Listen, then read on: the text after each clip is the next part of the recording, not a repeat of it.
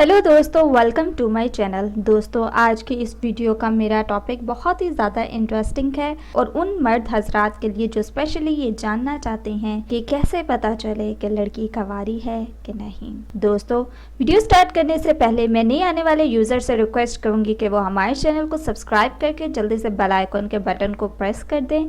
Video पसंद आए उसको लाइक और शेयर ज़रूर करें। तो दोस्तों, चलते हैं अपनी वीडियो की तरफ और स्टार्ट करते हैं और जान लेते हैं कि कैसे पता चलता है।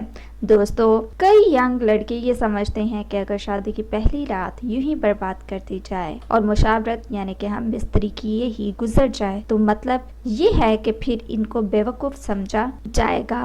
कई लड़के ये समझते हैं कि ज़्यादा से ज़्यादा हम बिस्तरी की जाए और पहली रात में लड़की को निढाल कर दिया जाए ताकि पूरी ज़िंदगी लड़की पर रूप बना रहे।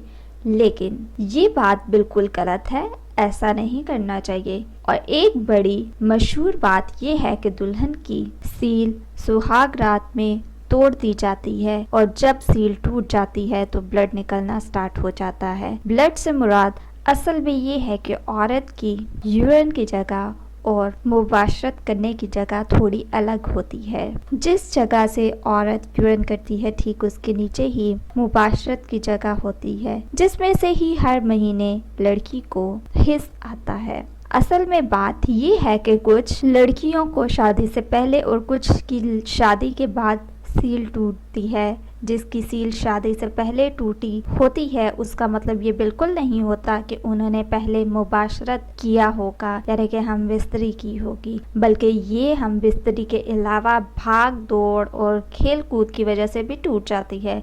कुछ औरतों की सील 2 से 3 दफ़ा हम बिस्तरी करने के बाद भी बड़ी मुश्किल से ही टूटती है। और अगर किसी को मसला या कोई शक हो तो वो डॉक्टर से रजू कर सकता है। सो दोस्तों, ये थी आज की मेरी वीडियो, मेरी इन्फॉर्मेशन। सो मज़ीद वीडियोस के लिए हमारे चैनल को सब्सक्राइब करके जल्दी से आप लोग बेल आइकन के बटन को प्रेस कर दें।